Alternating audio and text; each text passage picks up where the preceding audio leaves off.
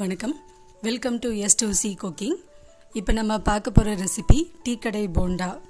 ரொம்பவே ஒரு 2 நிமிஷத்தில் பண்ணக்கூடிய ஒரு கார ரெசிபி. எப்படி பண்ணுறது பார்க்கலாம் வாங்க. நான் ஒரு 3 கரண்டி இட்லி மாவு எடுத்திருக்கேன்.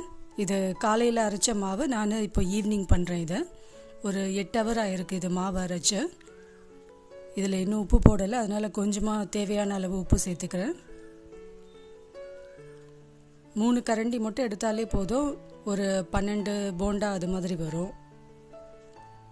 தேவையான உப்பு சேர்த்துட்டு 1 ஸ்பூன் சீரகம்.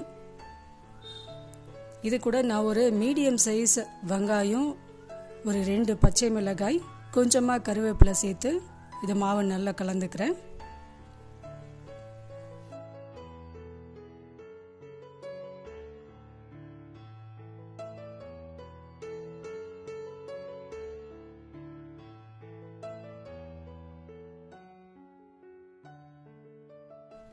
ஒரு ஸ்பூன் மைதா மாவு மட்டும் இது கூட சேர்த்துக்கிறேன். இப்போ இது எல்லாத்தையும் ஒன்றா சேர்ந்து நல்லா கலந்துக்கணும்.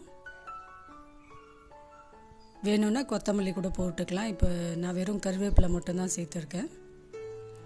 இப்போ ஒரு கடாயில் கொஞ்சமாக எண்ணெய் சூடு பண்ணிவிட்டு இப்போ இந்த மாவை கொஞ்சம் கொஞ்சமாக கிள்ளி எடுத்து போண்டாக்கெல்லாம் போட்டு நல்லா பொரிச்சு எடுக்கணும்.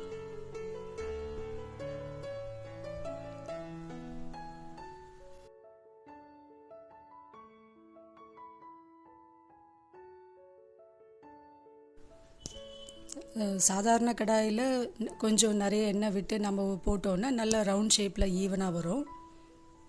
இது நான் கொஞ்சமாக எண்ணெய் விட்டுருக்கிறதுனால இது மாதிரி தட்டையாக இருக்குது. நிறைய எண்ணெய் ஊற்றி நம்ம பண்ணினோன்னா நல்ல ரவுண்ட் ஷேப்பில் வரும் நமக்கு.